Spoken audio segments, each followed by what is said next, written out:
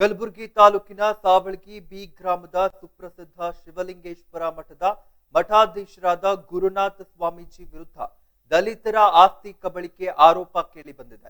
ಸಾವಳಗಿ ಗ್ರಾಮದ ಶಿವರಾಜ್ ಛಲವಾದಿ ಎಂಬುವವರ ಆಸ್ತಿ ಕಬಳಿಕೆ ಮಾಡಿರುವ ಆರೋಪದಡಿ ಅಟ್ರಾಸಿಟಿ ಕೇಸ್ ದಾಖಲಾಗಿದೆ ಎಂದು ಆರ್ಪಿಐ ಪಕ್ಷದ ರಾಷ್ಟ್ರೀಯ ಕಾರ್ಯಕಾರಿಣಿ ಸದಸ್ಯ ಎಬಿ ಹೊಸಮನಿ ತಿಳಿಸಿದರು. ಸುದ್ದಿಗೋಷ್ಠಿ ನಡೆಸಿ ಮಾತನಾಡಿದ ಅವರು, ಶಿವರಾಜ್ ಛಲವಾದಿ ಅವರ ಪೂರ್ವಜರ ಆಸ್ತಿಯನ್ನ ಶಿವಲಿಂಗೇಶ್ವರ ಮಠದ ಪೀಠಾಧಿಪತಿ ಗುರುನಾಥ ಸ್ವಾಮೀಜಿ ತಮ್ಮ ಹೆಸರಿಗೆ ಮಾಡಿಕೊಂಡಿದ್ದು, ಮಠದ ಕಡೆ ಬಂದ್ರೆ ಕೊಲೆ ಮಾಡುವುದಾಗಿ ಜೀವ ಬೆದರಿಕೆಯನ್ನ ಹಾಕಿದ್ದಾರೆ ಎಂಬುದಾಗಿ ಆರೋಪಿಸಲಾಗಿರುವಂತದ್ದು.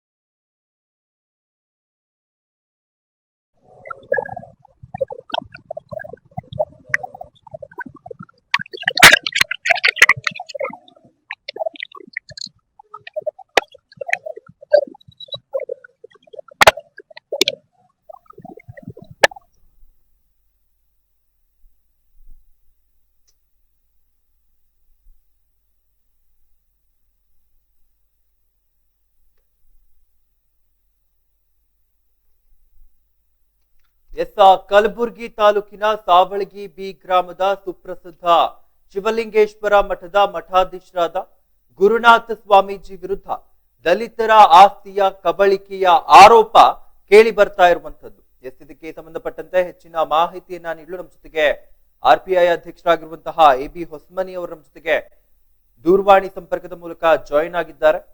ಸರ್, ಏನು ನೋಡ್ತಾ ಇದ್ವಿ, ಕಲಬುರಗಿ ತಾಲೂಕಿನ ಸಾವಳಗಿ ಬಿ ಗ್ರಾಮದ ಸುಪ್ರಸಿದ್ಧ ಶಿವಲಿಂಗೇಶ್ವರ ಮಠದ ಮಠಾಧೀಶರ ವಿರುದ್ಧವಾಗಿ ಒಂದು ಆರೋಪ ಕೇಳಿ ಬರ್ತಾ ಇದೆ. ಇದ್ರ ಬಗ್ಗೆ ಏನ್ ಹೇಳ್ತೀರಾ ಸರ್? ಸರ್ ನಮಸ್ತೆ. ಕಲಬುರಗಿ ತಾಲೂಕಿನಲ್ಲಿ ಬರ್ತಕ್ಕಂತ ಸಾವಳಗಿ ಬಿ ಗ್ರಾಮದಲ್ಲಿ ಒಂದು ಪ್ರಸಿದ್ಧವಾದಂತ ಒಂದು ಶಿವಲಿಂಗೇಶ್ವರ ಮಠ ಇದೆ ಸರ್. ಆ ಮಠದಲ್ಲಿ ಒಬ್ಬ ಬಸವರಾಜ್ ಅಂತಕ್ಕಂತ ಒಬ್ಬ ದಲಿತ ವ್ಯಕ್ತಿ ಶಿವಲಿಂಗಮ್ಮನ ದೇವಸ್ಥಾನದ ಪೂಜಾರಿ ಆಗಿದ್ದ. ಒಬ್ಬರು ಗದಗ ಮಾಪವ್ವ ಅಂತೇಳಿ ಅದೇ ಗ್ರಾಮದ ಒಬ್ಬ ಮಹಿಳೆ ಅವ್ರಿಗೆ ಮಕ್ಕಳು ಇರ್ಲಾರ್ದ ಕಾರಣಕ್ಕಾಗಿ ಬಸವರಾಜನವರನ್ನ ದತ್ತಕ್ ತಗೊಂಡ್ರು. ದತ್ತಕ್ ತಗೊಂಡ್ರು. ಈ ಮಾಪವ್ವ ಆಮೇಲೆ ಈ ಬಸವರಾಜ್ ತಂದೆಯವರು ಸೇರಿ ಸುಮಾರು 26 ಎಕರೆ 20 ಗುಂಟೆ ಜಮೀನನ್ನ ಖರೀದಿ ಮಾಡಿದ್ರು. ಆ ಖರೀದಿಗೆ ಸಂಬಂಧಪಟ್ಟಂತೆ ಅವರ ಒಂದು ಫ್ಯಾಮಿಲಿ ಏನಿತ್ತು, ಈಶ್ವರಪ್ಪ ಚಲವಾದಿ ಅವರ ಫ್ಯಾಮಿಲಿ ಏನಿತ್ತು, ಒಬ್ಬ ಮಾನಿಂಗಪ್ಪ ಅಂತೇಳಿ ದೊಡ್ಡವರು, ಅವರು ದೇವರಿಪ್ಪರಿಗೆಯಲ್ಲಿ ಸಾತಿ ಹಳಕ ಹೋದ್ರು. ಆಮೇಲೆ ಶ್ರೀಮಂತ ಅಂತಕ್ಕಂಥವ್ರು ತಾಂಡೂರಿಗೆ ವಲಸೆ ಹೋದ್ರು. ಅವ್ರಿಗೆಲ್ಲ ಜಮೀನು ಅವ್ರ ಕಡೆ ಎಲ್ಲನೂ ಕೂಡ ಅವ್ರವ್ರ ಸಾತಿಯಾಳದಲ್ಲಿ ಮತ್ತು ತಾಂಡೂರದಲ್ಲಿ ಬಂದಿದೆ. ಇಲ್ಲಿ ಬಸವರಾಜ್ ಚಲವಾದಿಯವರು ಸಾವಳಿಗೆ ಶಿವಲಿಂಗಮ್ಮ ದೇವಸ್ಥಾನ ಪೂಜಾರಿಯಾಗಿದ್ದುಕೊಂಡಾಗ ಅಲ್ಲಿ ಒಂದು ಘಟನೆ ನಡೀತದೆ. ಆ ಮಠಾಧೀಶರು ಕೊಲೆ ಮಾಡಿಬಿಟ್ಟು ಈ ಬಸವರಾಜು ಮತ್ತೆ ಒಂದು 10 ಜನರು ಸೇರಿಸಿ ಜೈಲಿಗೆ ಕಳಿಸ್ಬಿಟ್ರು. ಆ ಜೈಲಿನಿಂದ ಬಂದ ನಂತರ ಇವರ ಹೆಂಡತಿ ಏನಾಗಿದ್ದಳು ವಿಜಯಲಕ್ಷ್ಮಿ ಅಂತಕ್ಕಂಥವ್ರು, ನನಗೂ ಕೊಲೆ ಕೇಸ್ನಲ್ಲಿ ಸಿಕ್ಕಾಕ್ಬಹುದು ಅಂತೇಳಿ ಗಂಡನ್ನ ಮತ್ತೆ ಮಠ ಬಿಟ್ಟು ತಾಂಡೂರ್ ತವ್ರ ಮನೆಗೆ ಹೋಗ್ಬಿಟ್ಳು. ಸೊ ಹೋಗಿ ಆದ ನಂತರ ಇವ್ರು ವಯಸ್ಸಾದ್ಮೇಲೆ ಬಸವರಾಜ್ ಅವರು ತೀರ್ಕೊಂಡ್ರು. ಈ ಬಸವರಾಜ್ ಅವರು ತೀರ್ಕೊಂಡಾದ್ಮೇಲೆ ವಿಜಯಲಕ್ಷ್ಮಿ ಶಿವಲಿಂಗೇಶ್ವರ ಮಠ ಸಾವಳಿಗೆ ಬರ್ತಾಳೆ. ಆಮೇಲೆ ಇಲ್ಲೇ ವಲಸೆ ಮಾಡ್ತಾಳೆ. ನನ್ನ ಒಂದು ಹಿರಿಯರ ಆಸ್ತಿ ಏನಿದೆ ಗಂಡನ ಹೆಸರಿನಲ್ಲಿ ಇರ್ತಕ್ಕಂಥ ಆಸ್ತಿಯನ್ನ ನನ್ನ ಮಗ ಈಗ ದೊಡ್ಡವನಾಗಿದ್ದಾನೆ ಅವನಿಗೆ ಬಿಟ್ಕೊಡ್ರಿ ಅಂತ ಕೇಳ್ತಾರೆ. ಅವ್ರು ಕೊಡಲ್ಲ. ಆಮೇಲೆ ವಿಜಯಲಕ್ಷ್ಮಿ ಅಂತಕ್ಕಂಥವ್ರು ಸಾವಳಿಗೆಲೆ ಮೃತಪಡ್ತಾರೆ. ಅವರು ಅಂತ್ಯ ಸಂಸ್ಕಾರ ಸಾವಳಿಗೆಲೆ ಆಗ್ತದೆ. ಈಗ ಏನಾಗಿದೆ ಅಂತಂದ್ರೆ ಶಿವರಾಜು ನನ್ನ ಹಿರಿಯರ ಆಸ್ತಿ ಇದೆ ಬಿಟ್ಕೊಡಿ ಅಂತೇಳಿ ಕೇಳಿದ್ದಕ್ಕೆ ನಿನ್ನ ಕೊಲೆ ಮಾಡ್ತೀನಿ ಮಠದಿಂದ ಹೋಗು ಅಂತೇಳಿ ಸ್ವಾಮಿ ಎದುರಿಸಿದ್ದಕ್ಕೆ ಅವರು ನನ್ನನ್ನ ಸಂಪರ್ಕ ಮಾಡಿದ್ರು. ಯಾರು ದಲಿತ ಮುಖಂಡರಿದ್ದಾರೆ ಅಂತೇಳಿ ಸಂಪರ್ಕ ಮಾಡಿದ್ರು. ಅವರು ಪೊಲೀಸ್ ಆಯುಕ್ತರಿಗೆ ಒಂದು ದೂರನ್ನು ಕೊಡ್ತಾರೆ.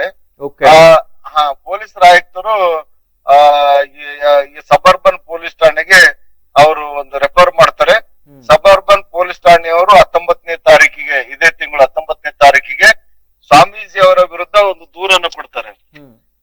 ಆ ದೂರಿನಲ್ಲಿ ಏನಿದೆ, ಏನು ಟ್ರೆಸ್ ಪಾಸ್ ಅನ್ನಿದೆ BNSS ಕಾಯ್ದೆ, ಅದರಲ್ಲಿ 329 ಕ್ಲಾಸ್ 4 ಇದೆ, 351 ಕ್ಲಾಸ್ 2 ಇದೆ, ಆಮೇಲೆ 352 ಇದೆ.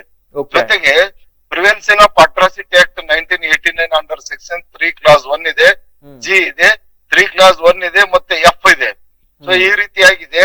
ಈ ಒಂದು ಕಂಪ್ಲೇಂಟ್ ಗಿಂತ ಪೂರ್ವದಲ್ಲಿ ಇಲ್ಲಿ ಇರ್ತಕ್ಕಂತ ಸ್ಥಳೀಯ ಶಾಸಕರು ಅಂದ್ರೆ ದಕ್ಷಿಣ ಮತಕ್ಷೇತ್ರದ ಶಾಸಕರಾದಂತ ಶ್ರೀ ಅಲ್ಲಮ್ಮ ಪ್ರಭು ಪಾಟೀಲ್ ಅವರನ್ನ ಯಾರು ಸ್ವಾಮೀಜಿ ಅವರು ಸಂಪರ್ಕಿಸಿದ್ರು, ನಾವು ಸಂಪರ್ಕಿಸಿದ್ವಿ, ಸೋಷಿಯಲ್ ಮೀಡಿಯಾದಲ್ಲಿ ಬಂತು. ಅದ್ರ ಆ ವಿಷಯ ಸಂಬಂಧಪಟ್ಟಂತೆ ಡಿಟೇಲ್ ಆಗಿ ಶಾಸಕರು ಕೇಳಿದ್ರು.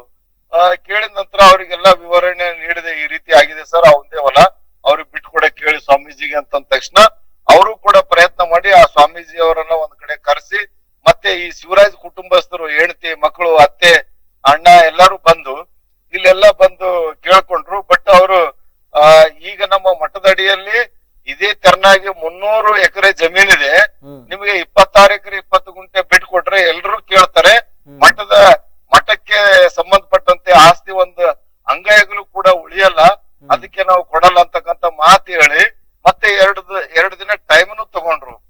ಸಮಯ ಅವಕಾಶ ಕೊಟ್ರಿ ಅಂತ ಹೇಳಿ ಟೈಮ್ನು ತಗೊಂಡ್ರು. ಆ ಕಾರಣ ಟೈಮ್ ಕೊಟ್ಟಾದ್ಮೇಲೆ ಅವರು ಯಾವುದೇ ರೀತಿಯಿಂದ ಸ್ಪಂದನೆ ಮಾಡಲಿಲ್ಲ. ಆ ಕಾರಣಕ್ಕಾಗಿ ಅವ್ರ ವಿರುದ್ಧ ಕೇಸ್ ದಾಖಲಾಗಿದೆ.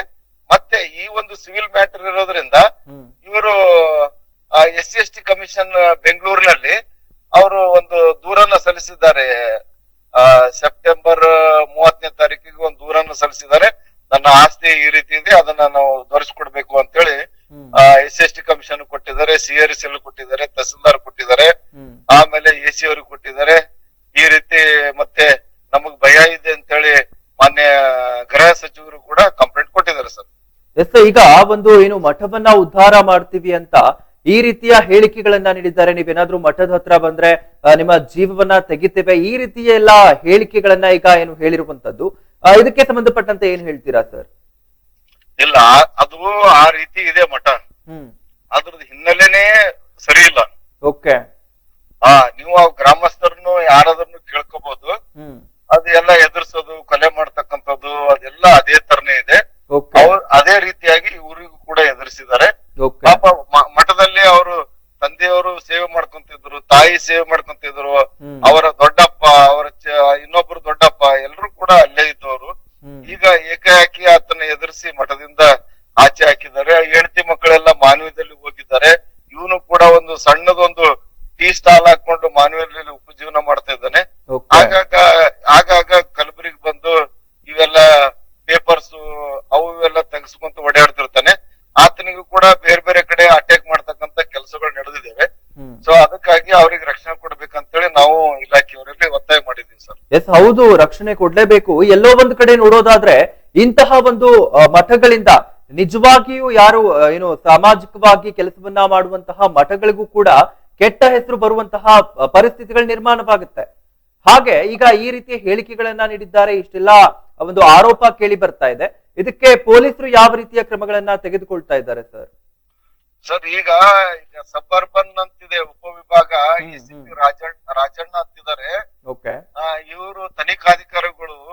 ಈ ತನಿಖಾಧಿಕಾರಿಗಳು ಏನ್ ಮಾಡಿದ್ದಾರೆ, ಈಗ ಗುನ್ನೆ ಪಂಚನಾಮ ಮಾಡಿದ್ದಾರೆ 22ನೇ ತಾರೀಕಿಗೆ.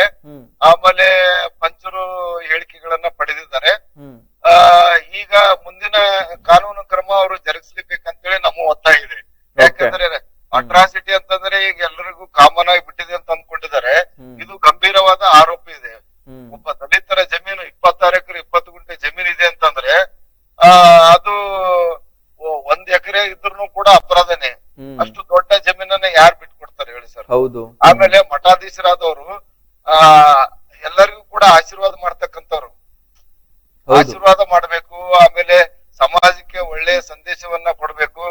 ಈ ರೀತಿ ಇರ್ತಕ್ಕಂತ ಒಂದು ಮಠಾಧೀಶರೇ ಈ ರೀತಿ ಮಾಡ್ತಾ ಇದ್ರೆ ಹೆಂಗೆ ಸರ್? ಇದು ಸಮಾಜ ಯಾವ ಸಂದೇಶ ತಲುಪಿಸ್ತಾರೆ? ಶಿವನ ಸಂದೇಶನ ಅಥವಾ ಪಾರ್ವತಿ ಸಂದೇಶನ ಅಥವಾ ಬಸವಣ್ಣನ ಸಂದೇಶನ ಅಥವಾ ಬೇರೆ ಬೇರೆ ಯಾವ ದೇವರ ಸಂದೇಶಗಳನ್ನ ಸಾರಿ ಇವ್ರು ಇದು ಮಾಡ್ತಾರೆ ಸರ್? ಹೌದು, ಈಗ ಅದೇ ರೀತಿಯ ಒಂದು ಪ್ರಶ್ನೆ ಕೂಡ ಮೂಡ್ತಾ ಇರುವಂತದ್ದು, ಏನ್ ಸಾರ್ತಾ ಇದ್ದಾರೆ ಅವರು? ನಿಜವಾಗ್ಲೂ ಮಠದಲ್ಲಿ ಒಳ್ಳೆಯ ಕೆಲಸಗಳಾಗ್ತಾ ಇದೆಯಾ ಅಥವಾ ಈ ರೀತಿ ಹೆದರಿಸಿ ಬೆದರಿಸಿ ಜನಗಳ ಲೂಟಿ ಮಾಡ್ತಾ ಇದ್ದಾರಾ, ಕಬಳಿಕೆ ಮಾಡ್ತಾ ಇದ್ದಾರಾ ಎಂಬುದಾಗಿ ಒಂದು ಪ್ರಶ್ನೆ ಹುಡ್ತಾ ಇರುವಂತದ್ದು. ಎಸ್, ಧನ್ಯವಾದಗಳು ಸರ್ ಈಡನ್ಸ್ ನ್ಯೂಸ್ ಜೊತೆಗೆ ಮಾತನಾಡಿದ್ದಕ್ಕೆ. ಎಸ್, ಕಲಬುರಗಿ ತಾಲೂಕಿನ ಸಾವಳಗಿ ಬಿ ಗ್ರಾಮದ ಸುಪ್ರಸಿದ್ಧ ಶಿವಲಿಂಗೇಶ್ವರ ಮಠದ ಮಠಾಧೀಶರಾದ ಗುರುನಾಥ ಸ್ವಾಮೀಜಿ ವಿರುದ್ಧ ದಲಿತರ ಆಸ್ತಿ ಕಬಳಿಕೆ ಆರೋಪ ಕೇಳಿ ಬರ್ತಾ ಇದೆ. ಸಾವಳಗಿ ಗ್ರಾಮದ ಶಿವರಾಜ ಛಲವಾದಿ ಎಂಬುವವರ ಆಸ್ತಿ ಕಬಳಿಕೆ ಮಾಡಿರುವ ಆರೋಪದಡಿ ಅಟ್ರಾಸಿಟಿ ಕೇಸ್ ದಾಖಲಾಗಿರುವಂತದ್ದು. ಇದಕ್ಕೆ ಸಂಬಂಧಪಟ್ಟಂತೆ ಆರ್ಪಿಐ ಪಕ್ಷದ ರಾಷ್ಟ್ರೀಯ ಕಾರ್ಯಕಾರಿಣಿ ಸದಸ್ಯರಾಗಿರುವಂತಹ ಎಬಿ ಹೊಸ್ಮನಿ ಸರ್ ಕೂಡ ಸಾಕಷ್ಟು ಮಾಹಿತಿಗಳನ್ನ ನೀಡ್ತಾ ಹೋದ್ರು. ಸ್ಟಾರ್ಟಿಂಗ್ ಆ ಒಂದು ಹಿಸ್ಟರಿಯಿಂದ ಹಿಡಿದು ಈಗ ಯಾವ ರೀತಿಯ ಬೆದರಿಕೆಗಳು ಕೇಳಿ ಬರ್ತಾ ಇದೆ, ಯಾವ ರೀತಿಯಾಗಿ ದಲಿತರ ಜಾಗವನ್ನ ಕಬಳಿಕೆ ಮಾಡಿದ್ದಾರೆ ಎಂಬುದಾಗಿ ಸಂಪೂರ್ಣ ಮಾಹಿತಿಯನ್ನ ಕೂಡ ನೀಡಿದ್ರು.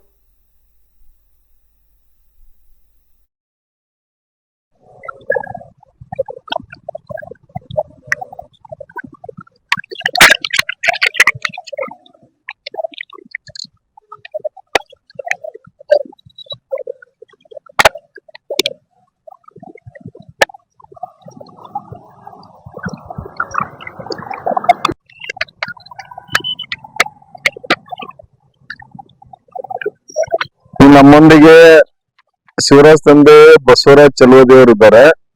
ಅವರು ನಮಗೆ ಹೇಳಿದ ಪ್ರಕಾರ ಅಂತಂದ್ರೆ ನಮ್ಮ ತಂದೆಯವರಾದಂತಹ ಬಸವರಾಜ್ ಅವರ ಆಸ್ತಿ, ಈ ಆಸ್ತಿ ಸಾವಳಗಿ ಗ್ರಾಮದಲ್ಲಿ ಇತ್ತು. ಆಮೇಲೆ ನಮ್ಮ ತಂದೆಯವರು ಕೂಡ ಶಿವಲಿಂಗೇಶ್ವರ ಮಠದಲ್ಲಿ ಏನು ಮಲ್ಲಿಕಾರ್ಜುನ ಸ್ವಾಮಿ ಏನಿದ್ರು ಆ ಸ್ವಾಮಿಯವರೊಂದಿಗೆ ಒಡನಾಟದಲ್ಲಿ ಅಲ್ಲೇ ಇದ್ರು. ಶಿವಲಿಂಗಮ್ಮ ದೇವಸ್ಥಾನದ ಪೂಜಾರಿಯಾಗಿ ಕೂಡ ಕೆಲಸ ಮಾಡಿದ್ರು ಅಂತಕ್ಕಂಥದ್ದು ಹೇಳಿದ್ರು. ಬಸವರಾಜ್ ಚಲುವಾದಿಯವರು ಯಾವುದೋ ಒಂದು ಕೊಲೆ ಪ್ರಕರಣದಲ್ಲಿ ಜೈಲಿಗೆ ಹೋದ್ರು, ಆನಂತರ ಬಂದ್ರು. ಆಮೇಲೆ ಇವ್ರ ತಾಯಿಯವರು ತಾಂಡೂರಿಗೆ ಕರ್ಕೊಂಡು ಹೋದ್ರು, ತಾಂಡೂರಿನಿಂದ ಬಂದ್ರು. ಆಮೇಲೆ ಬಸವರಾಜ್ ಚಲುವಾದಿಯವರು ಅದೇ ಮಠದಲ್ಲಿ ತೀರ್ಕೊಂಡ್ರು. ಆಮೇಲೆ ಇವ್ರ ತಾಯಿ ವಿಜಯಲಕ್ಷ್ಮಿ ಅಂತಕ್ಕಂಥವ್ರು ತಾಂಡೂರ್ಲಿಂದ ಬಂದು ಈಗ ಅವ್ರು ಕೊಳ್ಳಿಲ್ಲ. ಆಮೇಲೆ ಇವ್ರ ತಾಯಿ ವಿಜಯಲಕ್ಷ್ಮಿ ಅವರು ಕೂಡ ಸಾವಳಗಿ ಮಠದಲ್ಲೇ ತೀರ್ಕೊಂಡ್ರು, ಅಲ್ಲೇ ಅವ್ರದ್ದು ಅಂತ್ಯ ಸಂಸ್ಕಾರ ಆಗಿದೆ. ಹೀಗಿರುವಾಗ ಇವರು ಸ್ವಾಮೀಜಿಯವರಿಗೆ ಹಲವಾರು ಬಾರಿ ವಿನಂತಿಸಿಕೊಂಡಿದ್ದಾರೆ. ಅದಕ್ಕೆ ಅವ್ರು ಹೇಳೋ ಪ್ರಕಾರ ನಿನಗೆ ಯಾವುದೇ ಆಸ್ತಿ ಗಿಸ್ತಿ ಕೊಡಂಗಿಲ್ಲ, ನೀವು ಮಠದಿಂದ ಹೋಗ್ರಿ ಅಂತೇಳಿ ಅಂದ್ರು ಅಂತಕ್ಕಂಥ ವಿಷಯ ನಮ್ಗೆ ತಿಳಿಸಿದ್ರು. ಆ ರೀತಿಯಾಗಿ ಅವರು ಮಠದಿಂದ ಹೊರಗೆ ಬಂದ್ರು. ಹೊರಗೆ ಬಂದಾಗ ನಾವು ಅವರೆಲ್ಲ ಕಾಗದ ಪತ್ರವನ್ನು ನೋಡಿದೀವಿ. ಆಮೇಲೆ ಪೊಲೀಸ್ ಆಯುಕ್ತರಿಗೂ ಕೂಡ ಅರ್ಜಿಯನ್ನ ಕೊಟ್ರು. ಆಮೇಲೆ ತಹಸೀಲ್ದಾರ್ಗೂ, ಎಸಿ ಅವರಿಗೂ, ಆಮೇಲೆ ನಾಗರಿಕ ಹಕ್ಕು ಜಾರಿ ನಿರ್ದೇಶನದವರಿಗೂ, ಆಮೇಲೆ SC ಕಮಿಷನ್ ಅವರಿಗೂ ಕೊಟ್ರು. ಏನು ಕಮಿಷನರ್ ಸಾಹೇಬರಿದ್ದಾರೆ ಅವರು ಏನು ಸಬರ್ಬನ್ ಇನ್ಸ್ಪೆಕ್ಟರ್ ಅವರಿಗೆ ಫೋನ್ ಮಾಡಿ ಇದು ಕಾನೂನಾತ್ಮಕ ಕ್ರಮ ಜರುಗಿಸಿರಿ ಅಂತೇಳಿ ಅವರು ಹೇಳಿದ್ರು. ಆ ಪ್ರಕಾರವಾಗಿ ಸ್ವಾಮೀಜಿ ಅವರಿಗೆ 2 ಬಾರಿ ನೋಟಿಸ್ ಅನ್ನು ಕೊಳ್ಳಾಗಿತ್ತು. ಅವರು ಕಾಗದ ಪತ್ರ ತರ್ತೀವಿ ಅಂತೇಳಿ ಇನ್ಸ್ಪೆಕ್ಟರ್ಗೆ ಹೇಳಿ ಕಾಗದ ಪತ್ರ ಅವರು ಪೊಲೀಸ್ ಠಾಣೆಗೆ ಅವರು ಒದಗಿಸಲಿಲ್ಲ. ಆ ಕಾರಣಕ್ಕಾಗಿ ಕಂಪ್ಲೇಂಟ್ ಕೊಡ್ರಿ ಅಂತೇಳಿ ನಮಗೆ ಏನು ಅರ್ಜಿದಾರರಿಗೆ ಬಹಳ ಸಲ ಹೇಳ್ತಾ ಇದ್ರು. ಅರ್ಜಿದಾರರು ನನ್ನ ಹತ್ರ ಬಂದ್ರು. ಏನು ಈ ಹಿಂದೆ ಪತ್ರಿಕಾ ಹೇಳಿಕೆಗಳು ಆಮೇಲೆ ಏನು ಸೋಷಿಯಲ್ ಮೀಡಿಯಾದಲ್ಲಿ ಬಂದಂತ ಏನು ದೃಶ್ಯಾವಳಿಗಳನ್ನು ನೋಡಿ ಇರ್ತಕ್ಕಂತ ಸ್ಥಳೀಯ ಶಾಸಕರು ಅಂದ್ರೆ ದಕ್ಷಿಣ ಮತಕ್ಷೇತ್ರದ ಶಾಸಕರಾದಂತ ಶ್ರೀ ಅಲ್ಲಂಪರ್ವ ಪಾಟೀಲ್ ಜಿ ಅವರು ನನ್ನನ್ನು ಕರೆಸಿ ವಿಷಯದ ಬಗ್ಗೆ ಚರ್ಚೆ ಮಾಡಿದ್ರು. ಆ ರೀತಿಯಾಗಿ ಅವರು ನಾನು ಸಾವಳಗಿ ಗುರುಗಳೊಂದಿಗೆ ಮಾತಾಡ್ತೀನಿ, ಅವ್ರ ಕರೆಸ್ತೀನಿ, ಕುಂತು ಚರ್ಚೆ ಮಾಡೋಣ ಅಂತಕ್ಕಂಥ ಮಾತನ್ನು ಕೂಡ ಹೇಳಿದ್ರು. ಆ ಪ್ರಕಾರವಾಗಿ ಮಾನ್ಯ ಶಾಸಕರು ಗುರುಗಳನ್ನ ಕರೆಸಿದ್ರು. ಅವ್ರ ತಂದೆ, ಅವ್ರ ತಮ್ಮ, ಅವ್ರ ಬಂಧು ಬಳಗ ಎಲ್ಲ ಬಂದಿದ್ರು. ಚರ್ಚೆ ಆಯ್ತು. ಅವರು ಏನ್ ಹೇಳ್ತಾರೆ, 300 ಎಕರೆ ಇದೇ ತರನೇ ಇದೆ. 300 ಎಕರೆ ಎಲ್ಲರಿಗೂ ನಮಸ್ಕಾರ. ಏನಾಗಿತ್ತು ನಿಮ್ ಜೊತೆ? ಸಾವಲಿಗೆ ಬಂದ ನಾನು ಬನ್ನಿ ಮಾನೆ ಗುರುನಾಥ್ ಸ್ವಾಮಿ ನಮ್ಮ ಮಮ್ಮಿ ಎಲ್ಲದ 26 ಎಕರೆ ಅದ ಕೊಡಲಾಗದ ಮೇಲೆ ಮತ್ತ ಈ ತಹಸೀಲ್ ಆಫೀಸ್ ಬಂದಿನಿ. ತಹಸೀಲ್ ಆಫೀಸ್ ಬಂದು ಈ ಪೇಪರ್ ಎಲ್ಲ ತಗೊಂಡಿನಿ. ಎಲ್ಲ ತಗೊಂಡ್ಮೇಲೆ ಅಲ್ಲಿ ಸೌಲಿ ಹೋಗಿ